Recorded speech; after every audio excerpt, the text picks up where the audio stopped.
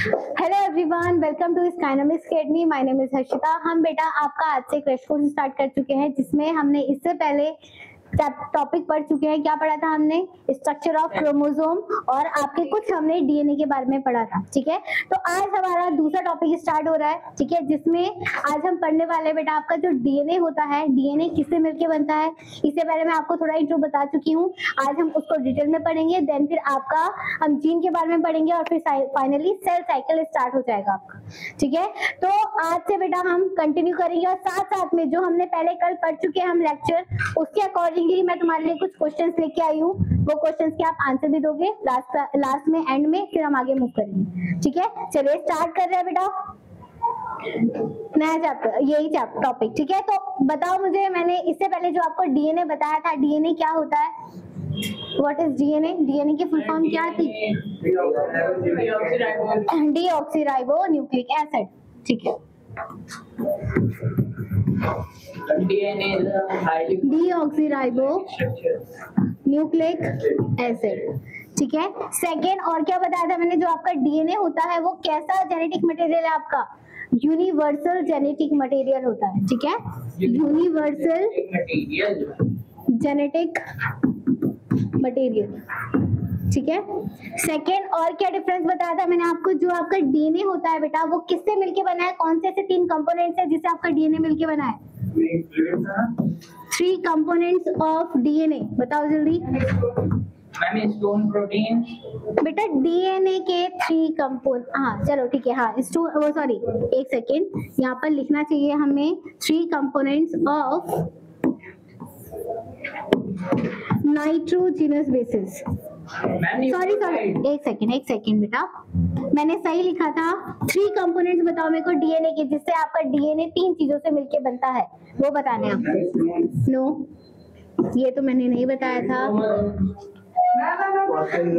Phosphate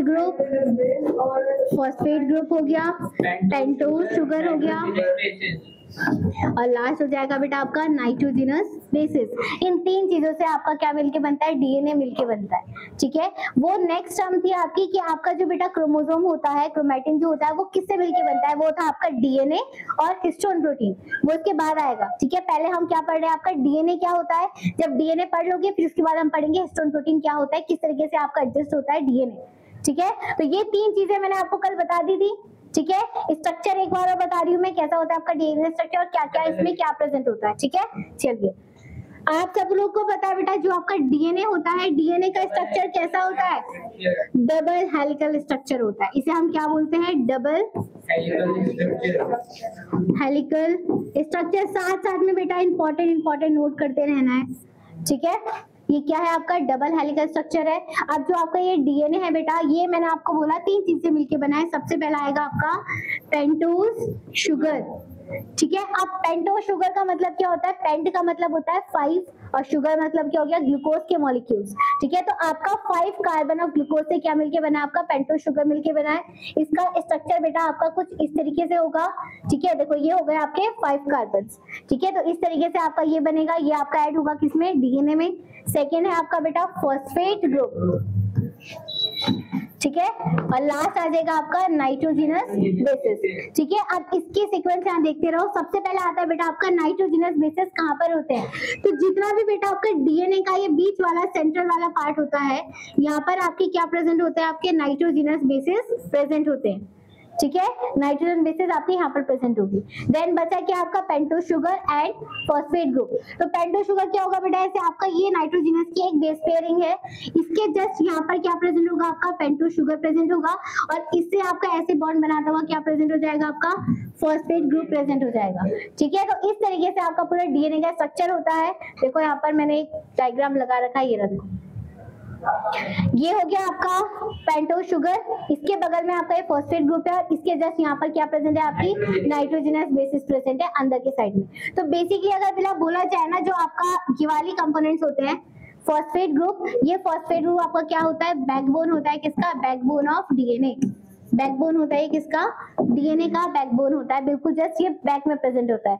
और जब कभी भी बेटा आपका, जब आप जेनेटिक्स पढ़ोगे या कभी भी हम जीन के बारे में पढ़ते हैं, तो आपका जो बायोटेक्नोलॉजी में हम टर्म्स यूज करते हैं या फिर आप किसी भी डीएनए को किस तरीके से ब्रेक डाउन करते हो, तो आपका बैकबोन को ही हम क्या करते हैं, ब्रेक डाउन करते हैं। जब आप डीएनए को क्या करते हो, कट करते हो, ठीक है। तो कट करते समय आपका, हाँ जी, इसका ये अभी मैं बताऊंगी, नाइट्रोजनस बेसिस ही है, ठीक है। ये मैं आपको यहाँ पर अब बताने वाली हूँ, ठीक है। तो यहाँ तक समझ में आ गया आपकी कौन कौन से कंपोनेंट्स है, दो आपको डिटेल में समझ में आ चुके हैं, ठीक है। अब आपका नेक्स्ट आता है बेटा नाइट्रोजनस बेसिस क्या होता है। तो कल भी मैंने आपको एक चीज बताई थी, जो आपके नाइट्रोजनस बेसिस होते हैं ये आपका दो पार्ट्स में हम डिवाइडेड करते हैं, प्यूरिन और पिरामिड,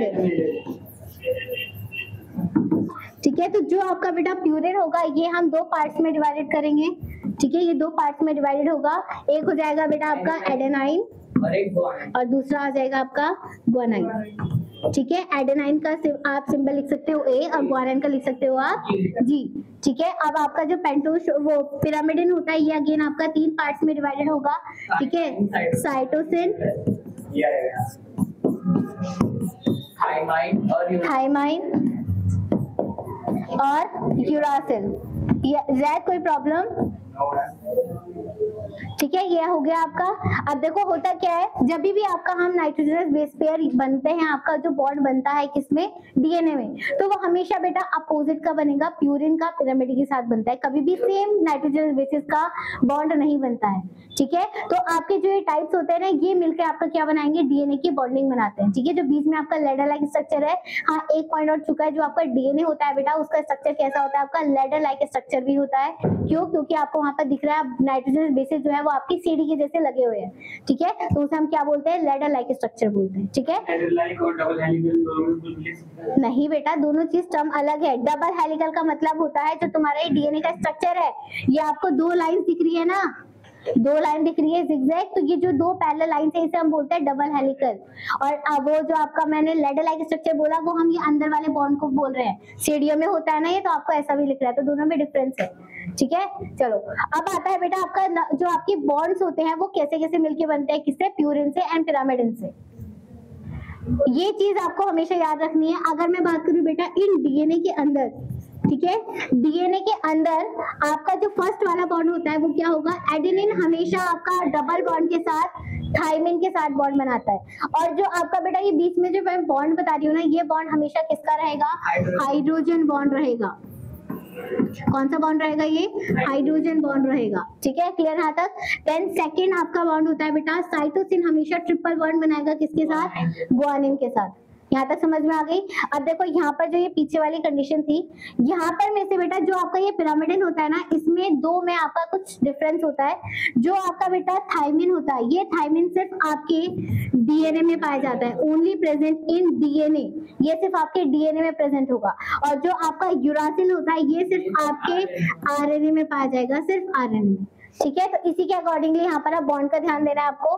तो ये जो आपका बेटा बॉन्ड है, ये कंडीशन हो गई आपकी डीएनए की, ठीक है। ये चीज कभी चेंज नहीं होगी। ये वाला जो है ना आपका, ये आपके दोनों में प्रेजेंट होगा, आरएनए में भी और डीएनए में भी, ये कभी चेंज नहीं होगा। जो चेंज होगा वो क्या कंडीशन होगी, अगर आपका इन आरएनए की बात करूं मैं, इन आरएनए में जो आपका एडेनिन होगा वो आपका रिप्लेस कर देगा थाइमिन को, इसकी जगह पे क्या आ जाएगा, यूरासिल आ जाएगा। क्लियर है तक। तो आपको इसमें ज्यादा ध्यान नहीं देना क्योंकि आपका टॉपिक नहीं है, बट डिफरेंस पूछा जाता है कि आपका यूरासिल कहाँ पर आएगा, तो आपको बस ये ध्यान देना है, ठीक है। समझ में आ गया यहाँ पर बात। तो अब ये आपका बॉन्ड में कैसे लगता है, यहाँ पर देखो, जैसे आपका ये आपका स्ट्रक्चर है, डबल हेलिकल स्ट्रक्चर है, ठीक है। अब इस डबल हेलिकल स्ट्रक्चर को बेटा मैं यहाँ पर ना स्ट्रेट लाइन में रिप्रेजेंट कर रही हूँ, आप ऐसे भी रिप्रेजेंट कर सकते हो बॉन्ड बनाने के लिए, ठीक है। तो आपका जो बेटा बीच में बॉन्ड प्रेजेंट होंगे नाइट्रोजन बेसिस पेयर, वो कैसे प्रेजेंट होंगे, अगर यहाँ पर आपका एडेनिन बेस पेयर प्रेजेंट है, इसे हम क्या बोलते हैं बेटा, बेस पेयर्स बोलते हैं, ठीक है। अगर ये आपका एडेनिन यहाँ पर प्रेजेंट है, तो एडेनिन किसके साथ बॉन्ड बनाता है, थाइमिन के साथ, क्योंकि डीएनए है। तो यहाँ पर आपकी डबल बॉन्ड प्रेजेंट होगा और यहाँ पर क्या प्रेजेंट हो जाएगा, थाइमिन प्रेजेंट हो जाएगा, ठीक है। इसके बाद सेकंड क्या है, साइटोसिन, ये आपका ट्रिपल बॉन्ड बनाएगा और ग्वानिन के साथ क्या बना देगा, अपना बॉन्ड बना देगा।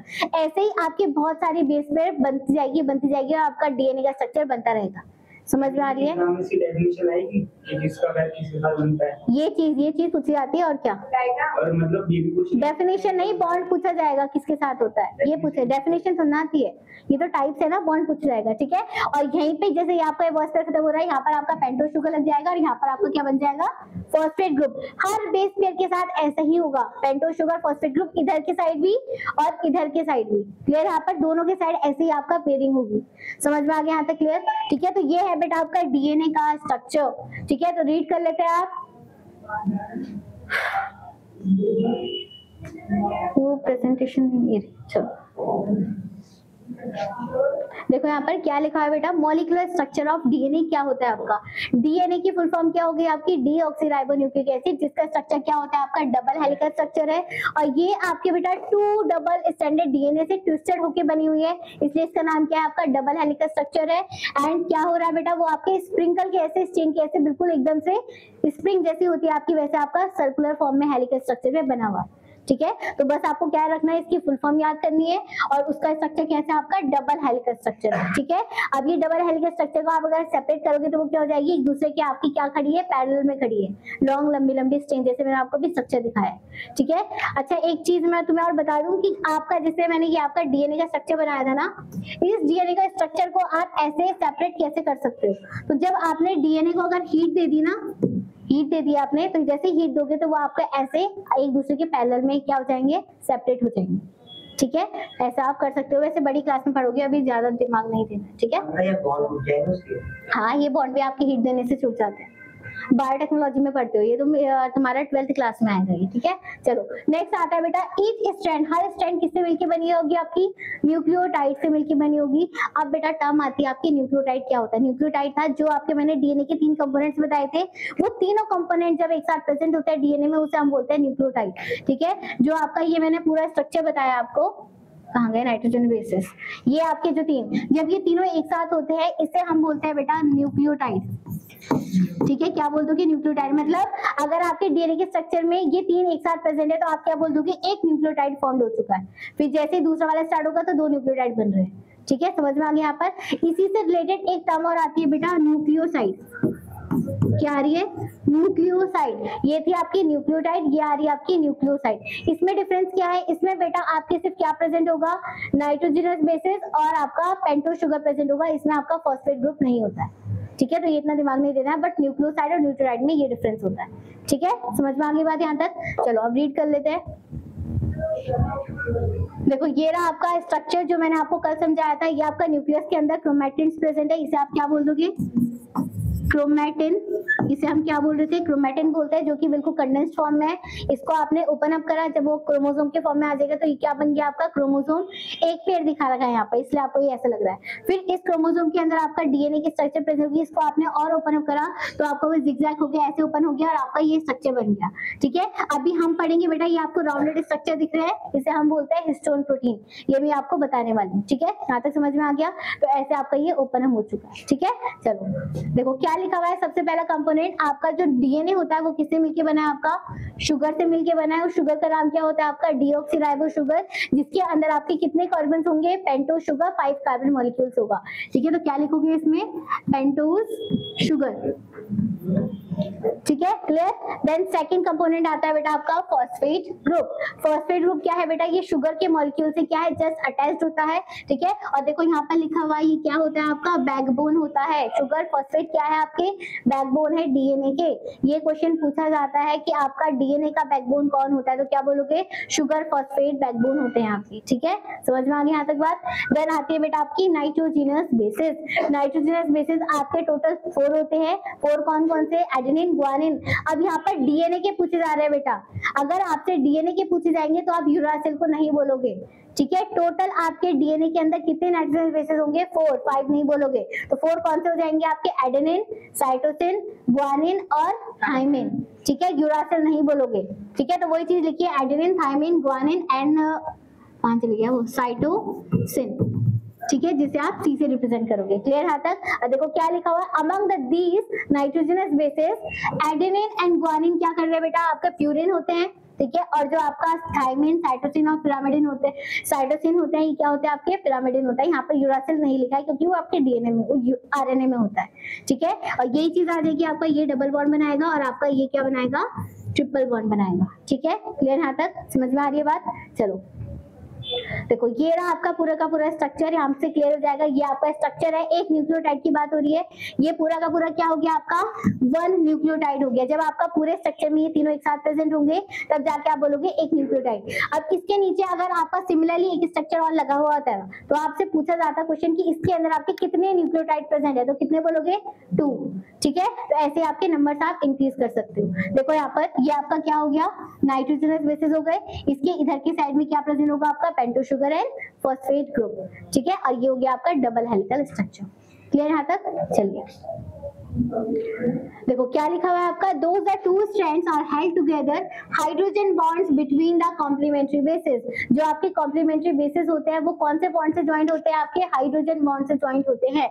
ये छोटी छोटी टर्म्स याद रखिए बेटा, कौन सा बॉन्ड होता है, किससे आपका फॉर्म हो रहा है, ठीक है। सेकंड आता है बेटा एडेनिन, हमेशा पेयर करेगा इसके साथ थायमिन के साथ, तो आप शॉर्ट में याद कर सकते हो AT, ठीक है। और कितने बॉन्ड होंगे आपके, 2 हाइड्रोजन बॉन्ड के साथ, ठीक है। क्या लिखी हुई कंडीशन, ये वाली कंडीशन लिखी हुई है, क्लियर। देन आता है आपका गुआनिन, हमेशा पेयर करेगा साइटोसिन के साथ और वो क्या कर देगा आपका ट्रिपल बॉन्ड के साथ फॉर्म कर रहा है। देखो क्या कंडीशन हो रही है, ये कंडीशन हो रही है। अब देखो कहीं कहीं पे क्या होता है, देखो फॉर एग्जांपल ये आपकी एक, मैं यहाँ पर डीएनए का स्ट्रक्चर बना रही हूँ, ठीक है। यहाँ पर मैं बेस पेयर्स लिख रही हूँ, ध्यान देना।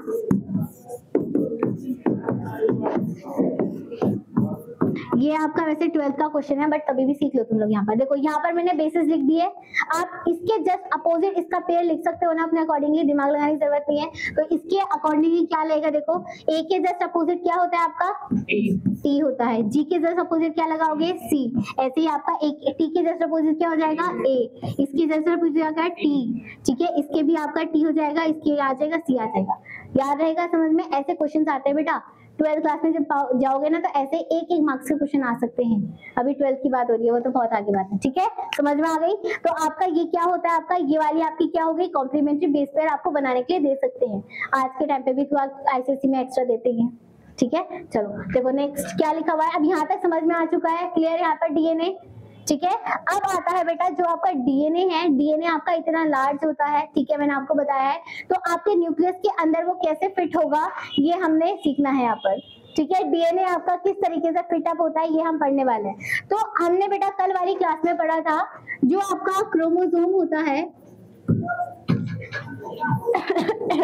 वो आपकी 2 चीजों से मिलके बनेगा, ठीक है। वो 2 चीज क्या आती है आपकी, डीएनए और आपका हिस्टोन प्रोटीन, ठीक है। तो जो आपका डीएनए होता है बेटा ये आपका 40% होगा, तो आपका हिस्टोन प्रोटीन में जिसमें उसको अपने आप को फिक्स करना है ये कितना परसेंट हो जाएगा, 60% हो जाएगा, ठीक है। तो बेसिकली मैं पहले यहाँ पर आपको हिस्टोन प्रोटीन का स्ट्रक्चर बता रही हूँ, उसके बाद आपका समझ में आ जाएगा कि हम कैसे अरेंज करेंगे। देखो बेटा होता क्या है, जैसे आपका डीएनए इतना बड़ा लार्ज है ना, उसको अपने आप को फिक्स करने के लिए, अपने आप को ज्यादा सरफेस एरिया को कवर करने के लिए वो क्या है आपका एक हिस्टोन प्रोटीन में अपने आप को कवर अप करके रखता है, फिक्स करता है, ठीक है। जैसे आपने सब लोगों ने देखा होगा घरों में मम्मी मोतियों की माला पहनती है, ठीक है। जो आपका ये डीएनए का स्ट्रक्चर होता है ना, इसे हम क्या बोलते हैं, बेयर्ड बोलते हैं, ठीक है, बेयर्ड ऑफ द डीएनए। तो जैसे आपकी मोतियों की माला एक धागे में पिरोई रहती है ना, वैसे आपका पूरा डीएनए हिस्टोन प्रोटीन में लिपटा हुआ एक माला बना देता है, ठीक है। देखो कैसा स्ट्रक्चर होता है वो यहाँ पर आपको, एक सेकंड,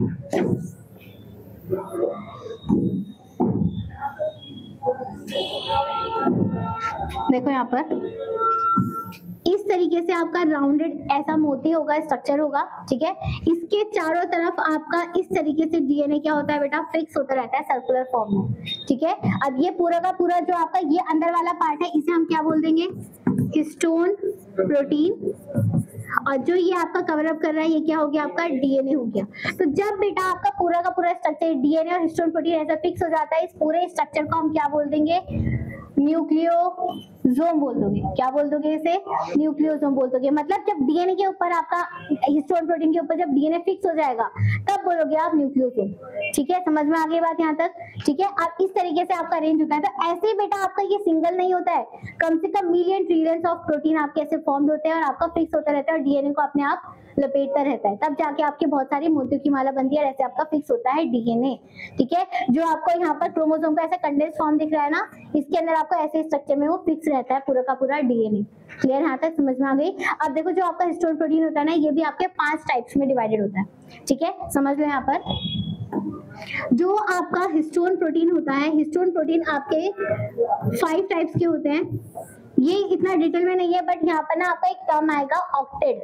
ठीक है, ऑक्टेड वर्ड आता है। ठीक है, जो आपका ये मैंने हिस्टोन प्रोटीन बनाया है, ये हिस्टोन प्रोटीन के अंदर कितने आपके हिस्टोन प्रोटीन मॉलिक्यूल्स यूज हुए हैं एक न्यूक्लियोसोम के अंदर, तो कितने होते हैं? 8 होते हैं। ठीक है, 8 मॉलिक्यूल कैसे आए तो उसके लिए मेरे को आपको ये बताना पड़ेगा। ठीक है, तो देख लो एक बार यहाँ पर जो आपका बेटा हिस्टोन प्रोटीन होता है ना, ये आपके जैसे HB1, HB2, HB3, HB4 और 5 हो जाएगा HB5। ऐसे आपके 5 टाइप्स के आपके प्रोटीन है। ठीक है, बेसिकली एक सेकेंड, हाँ चलो 5 टाइप्स के। अब बेटा इसमें ना सिर्फ आपके नीचे के 4 जो हिस्टोन प्रोटीन है H2B2 से लेके HB5 तक, ये आपके डीएनए के मतलब न्यूक्लियोसोम के अंदर होते हैं, और जो आपका फर्स्ट वाला होता है ये आपके हिस्टोन प्रोटीन के बाहर होता है, इसका यूज नहीं होता है डीएनए के अंदर। ठीक है, तो आपके बेटा ये जो 4 है, ये आपके एक मॉलिक्यूल के अंदर कितने पाए जाते हैं? 2 मॉलिक्यूल्स पाए जाते हैं एक हिस्टोन प्रोटीन के। जैसे HB1 है तो दूसरा HB1-2 हो जाएगा।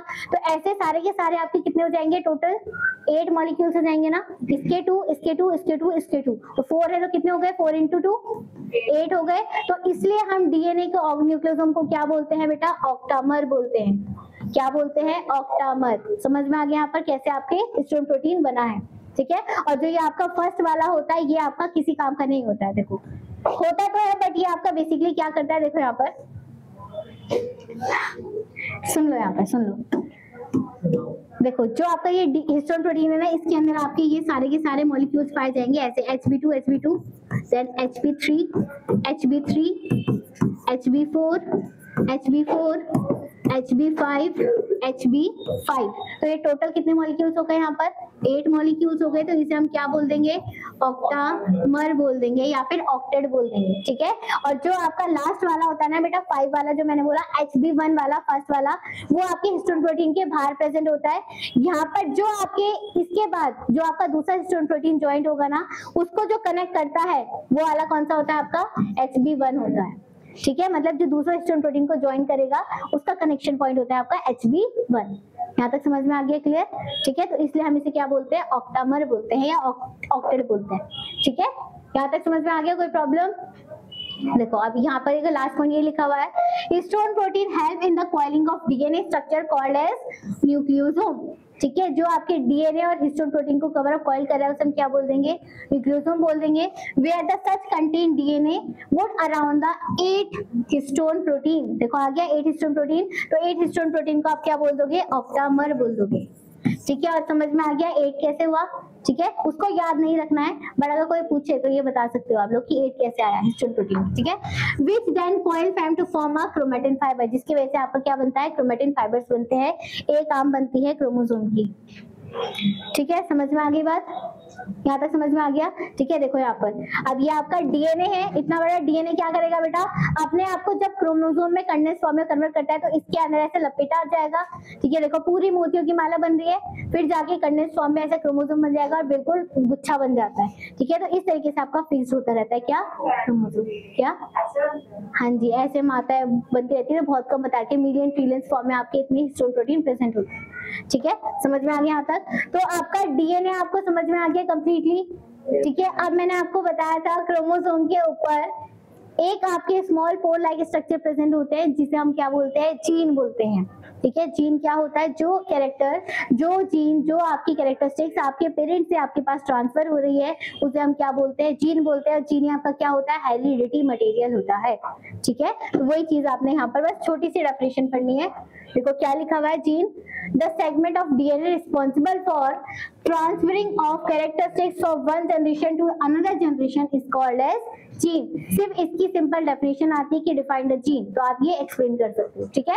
Then DNA and deoxyribonucleic acid एक केमिकल है जिससे क्या बन रहा है आपका बेटा, जीन जिसके ऊपर प्रेजेंट होती है, then act as a genetic material for all the living organism, ठीक है, क्लियर यहाँ तक। तो ये आपका बेटा फाइनली यहाँ पर आपका स्टार्टिंग का पोर्शन कंप्लीट हो चुका है जिसे हम क्या बोलते हैं, cell cycle and cell division, ठीक है। चलो नेक्स्ट आप टॉपिक पढ़ने वाले हैं, आपका नेक्स्ट इंपॉर्टेंट पार्ट क्या है यहाँ पर आपका, cell cycle and cell division, ठीक है, ये पता है तुम्हें। अब सेल साइकिल सेल डिवीजन हम कल से स्टार्ट करेंगे, बट आज तुम्हें पता होना चाहिए कि आपके बॉडी के अंदर कितने सेल्स होते हैं, कौन कितने टाइप के सेल्स होते हैं। तो बेसिकली बेटा जो आपका सेल डिवीजन होता है ना, सेल डिवीजन जो होता है, सेल डिवीजन क्यों इंपॉर्टेंट होता है, सेल डिवीजन क्यों करना जरूरी है, ताकि आपकी बॉडी में सेल की मल्टीप्लिकेशन हो। जो आपका सेल डिवीजन होता है ये बेसिकली कैसा डिवीजन होता है बेटा, एसेक्सुअल रिप्रोडक्शन होता है। यहाँ पर आपका एक सेल से वो क्या कर रहा है, मल्टीपल सेल्स बना रहे हैं, मल्टीपल सेल्स मतलब दो सेल्स बना रहे हैं, हम क्या बोलते हैं, बाइनरी फिजन बोलते हैं। तो आपका जो सेल होता है वो कैसा डिवीजन करता है, आपका बाइनरी फिजन करता है, ये सबको क्लियर पता है, ठीक है। एक सेल से आपकी कितने सेल्स बनते हैं, दो डॉटर सेल्स फॉर्म होते हैं, ठीक है। तो कोई बताएगा ह्यूमन की बॉडी में कितने, ह्यूमन या कोई भी जो लिविंग ऑर्गेनिज्म होता है उसकी बॉडी में कितनी तरीके की सेल डिवीजन होती है, दो तरीके की सेल डिवीजन होती है। उनका नाम क्या है बेटा आपका, एक माइटोसिस एंड दूसरा होता है मियोसिस। इसे पढ़ने से पहले आपको पता होना चाहिए कोई भी जो लिविंग ऑर्गेनिज्म होता है उसकी बॉडी में कितने टाइप के सेल्स होते हैं, जिसको आप इसके बेसिस में डिवाइड कर सकते हो, ठीक है। तो यहाँ पर मैं लिख रही हूँ बेटा, जो भी आपके लिविंग ऑर्गेनिज्म होता है उसकी बॉडी के अंदर दो तरीके के सेल्स पाए जाते हैं। वो दो तरीके के सेल्स का नाम क्या है आपका, बॉडी सेल या फिर इसी को हम बोलते हैं बेटा सोमैटिक सेल, बॉडी सेल या फिर सोमैटिक सेल। और दूसरे होता है बेटा रिप्रोडक्टिव सेल, रिप्रोडक्टिव सेल या फिर इसी को आप बोल सकते हो सेक्स सेल या फिर जर्म सेल, ठीक है। ये तीन तरीके, दो तरीके के आपके क्या होते हैं, सेल्स होते हैं, ठीक है। समझ में आ रहे हैं यहाँ तक बात, ठीक है। दो तरीके के आपके सेल्स हो गए, बॉडी सेल्स और रिप्रोडक्टिव सेल्स या फिर आप बोल सकते हो जर्म सेल। अब इन दोनों में डिफरेंस क्या होता है, जितने भी बेटा आपके बॉडी में बॉडी के पार्ट्स होते हैं, बॉडी के ऑर्गन्स होते हैं, ठीक है, एक्सेप्ट रिप्रोडक्टिव सेल्स को छोड़ के। रिप्रोडक्टिव सेल्स क्या होते हैं, जो कि मेल एंड फीमेल को डिफरेंशिएट करते हैं। उस वाले सेल्स को छोड़ के जितने भी आपकी बॉडी में सेल्स बनते हैं, ठीक है, वो कौन से सेल होते हैं आपके, बॉडी सेल या फिर सोमैटिक सेल, एक्सेप्ट किसको छोड़ के, रिप्रोडक्टिव सेल्स को छोड़ के। और जो आपका रिप्रोडक्टिव सेल्स होता है उसे हम क्या बोलते हैं, जर्म सेल या फिर सोमैटिक सेल, ठीक है। इसमें ध्यान रखना है, ये चीज अब पढ़नी है तुम्हें, यहाँ पर इन दोनों में डिफरेंशिएट करने में याद आएगा, ठीक है। तो देखो यहाँ पर अब क्या होता है इन दोनों में डिफरेंस,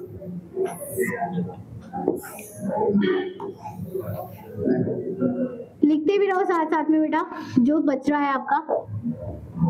देखो सबसे पहला आता है जो आपका माइटोसिस डिवीजन होता है। माइटोसिस का एक और नाम होता है, इसे हम क्या बोलते हैं, इक्वेशनल डिवीजन बोलते हैं, ठीक है। इसी नाम से आप बेटा आप बता सकते हो कि इसमें क्या हो रहा होगा। और जो आपका मियोसिस होता है इसका काम होता है, इसका अदर नेम होता है रिडक्शनल डिवीजन, ठीक है, रिडक्शनल डिवीजन। अब देखो होता क्या है, तुम सब लोग को पता है जितने भी ह्यूमंस होते हैं, ठीक है, उनकी बॉडी में क्या होती है बेटा, उनकी प्लॉइडी क्या होती है, हैप्लॉइड होती है या फिर डिप्लॉइड होती है, डिप्लॉइड होती है। डिप्लॉइड कैसे हुआ, आपका जो एक एन होता है वो आपकी मदर से आया है, एक एन आपके फादर से आया, तब जाके आपकी 2n नंबर ऑफ प्लॉइडी बनी। तो हमारी बॉडी कैसी होती है, आपकी प्लॉइडी होती है, डिप्लॉइड होती है, ठीक है। तो आपके जैसे आपको पता है आपका जितना भी सेल होता है ह्यूमन की बॉडी में, वो सेल कैसा होगा, आपका डिप्लॉइड होगा, ठीक है, डिप्लॉइड होगा। तो आपका जैसे क्या नाम है, जैसे फॉर एग्जांपल आपका ये एक सेल है, उस सेल की प्लॉइडी लेवल क्या है, 2n है। तो जब आगे जाके बेटा डिवीजन करेगा, तो आगे जाके जब वो दो सेल्स बनाएगा बेटा, तो वो आपके दोनों के दोनों उनकी प्लॉइडी लेवल भी क्या होगी, 2n ही होगी। वो रिडक्शन नहीं कर रहा है, जो इक्वेशन पहले थी वही आगे ट्रांसफर कर रहा है, ठीक है। कोई भी आपके सेल की प्लॉइडी लेवल कम नहीं होती है, तो इसे हम क्या बोलते हैं, माइटोसिस बोलते हैं या फिर इक्वेशनल डिवीजन बोलते हैं, ठीक है। और ये आपका किस में होगा बेटा, बॉडी सेल्स में होता है। किस में होता है, ये बॉडी सेल में होता है। तो याद रखना है माइटोसिस डिवीजन किस में हो रहा है, आपके बॉडी के सेल्स में होता है, एक्सेप्ट किसको छोड़ के, रिप्रोडक्टिव सेल्स को छोड़कर। क्लियर यहाँ तक, समझ में आ रहा है पॉइंट? ठीक है। सेकंड आता है बेटा आपका रिडक्शनल डिवीजन। रिडक्शनल का मतलब क्या होता है? जो चीज डिक्रीज हो रही होगी, जो चीज आपकी क्या हो रही होगी, कम हो रही होगी। ठीक है। तो यहाँ पर अगर आपके 2n नंबर ऑफ सेल्स हैं, आगे जब वो आपका डिवीजन करेगा बेटा तो वो आपका जस्ट उसका हाफ हो जा रहा है, तो मतलब आपके n नंबर ऑफ क्रोमोसोम में आपका क्या हो गया, सेल को डिवाइड हो गया। तो यहाँ पर रिडक्शन हुआ है ना, आगे से रिडक्शन हुआ है, तो इस कंडीशन को हम क्या बोलते हैं, आपका रिडक्शनल डिवीजन बोलते हैं। ठीक है। और जो आपका रिडक्शनल डिवीजन होता है ये कहाँ पर होता है, आपके रिप्रोडक्टिव सेल्स में होता है। क्लियर यहाँ तक? समझ में आ गई बात? तो कल हम स्टार्ट करेंगे बेटा आपकी सेल साइकिल, जिसके अंदर आपकी ये चीज आने वाली है। ठीक है। माइटोसिस क्या होता है, मियोसिस क्या होता है। जो बेसिकली बेटा आपका माइटोसिस होता है, इसमें आपका क्या हो रहा है, इक्वेशनल डिवीजन हो रहा है। तो आपका यहाँ पर नंबर ऑफ क्रोमोसोम और इक्वलिटी लेवल आपको कम करने की जरूरत नहीं है। बट जो बेटा आपका मियोसिस होता है ना, मियोसिस आपके 2 फेज में जाकर कंप्लीट होता है, मियोसिस 1 में एंड मियोसिस 2 में। ठीक है। जो आपका मियोसिस होता है बेटा ये 2 फेज में होगा, मियोसिस 1 में एंड मियोसिस सेकेंड में। क्लियर यहाँ तक? तो ये 2 फेज में जाकर कंप्लीट होता है। समझ में आ रही है यहाँ तक बात? चलिए फिर कल के कुछ क्वेश्चन प्रैक्टिस कर लेते हैं, देन फिर हम आज का टॉपिक कंप्लीट करेंगे। ठीक है। जिससे मैं पूछूंगी वही आंसर्स करेगा। ठीक है। सुन लो यहाँ पर, जिससे मैं पूछूंगी वही आंसर्स करेगा। ठीक है। कल वाला टॉपिक है ये, कोई बात नहीं, फिर भी आंसर करोगे, पहले का पढ़ा हुआ है। फर्स्ट क्वेश्चन है बेटा आपका, the term chromosome literally means, क्या मतलब होता है क्रोमोसोम वर्ड का? माही ऑप्शन बताओ। Inherited body, tinted coloured bodies. ठीक है। जोए बेटा ये आंसर सही है या फिर गलत है? सही है। सही है। क्रोमोसोम वर्ड का मतलब होता है बेटा कलर्ड बॉडीज। ठीक है। जो आपकी कलरफुल बॉडीज होती है उसे हम क्या बोलते हैं, क्रोमोसोम बोलते हैं। ठीक है। सेकंड क्वेश्चन है, triple hydrogen bond are present between, triple hydrogen bond in nitrogen bases में कहां पर पाया जाता है, जोए बताओ।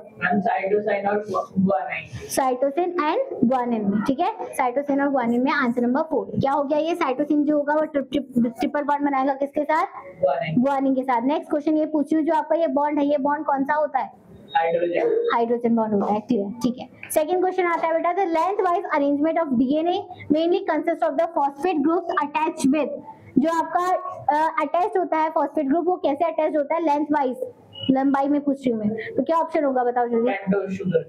Pentose sugar. गुड। ठीक है। पेंटोज शुगर लगा रहता है ना फॉस्फेट ग्रुप के बगल में, तो उसका अरेंजमेंट बता रखा है। ठीक है। देन लास्ट क्वेश्चन आता है, pyrimidine bases of DNA are, Aditi pyrimidine bases कौन से होंगे इसमें से बताना है ऑप्शन में। पिरामिडन अभी हमने पढ़े थे ना, नाइट्रोजन बेसिस, सेकंड वाला थाइमाइन एंड साइटोसिन।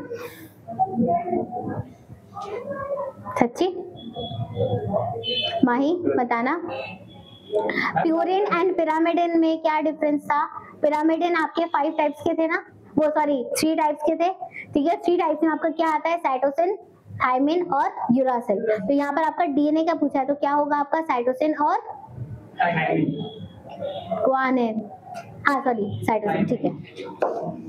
ठीक है। तो आंसर ये हो जाएगा आपका। समझ में आ रही है बात यहाँ तक? चलो नेक्स्ट क्वेश्चन है आपका, और कुछ नहीं बचे हैं क्या? चलो अब ये आपके बेटा कुछ नेमिंग है। ठीक है। The 2 constitutions of the chromatin, जो आपका क्रोमेटिन होता है वो किस चीज से मिलकर बनता है, मतलब बेसिकली क्रोमोसोम की बात हो रही है यहाँ पर। तो क्रोमोसोम किस किस 2 चीजों से मिलकर बनता है, और डीएनए। गुड। ठीक है। डीएनए से और आपका हिस्टोन प्रोटीन से। ठीक है। तो ये आपका कितना होता है 40%, और ये आपका कितना होता है 60%। ठीक है। देन नेक्स्ट क्वेश्चन आता है आपका 2 काइंड्स ऑफ न्यूक्लिक एसिड, माही बताओ। DNA and RNA.